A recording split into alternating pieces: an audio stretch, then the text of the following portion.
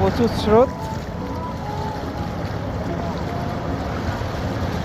আসলে এটাও একটা অ্যাডভেঞ্চার। আমরা যে ঘুরতে আসছি, এখানে বেড়াতে আসছি, এটাও একটা অ্যাডভেঞ্চার।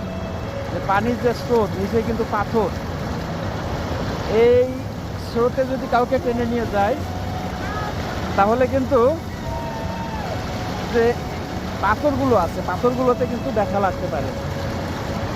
তো সেজন্য এখানে যারা আসবেন অনেক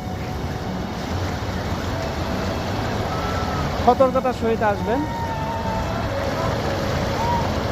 আসলে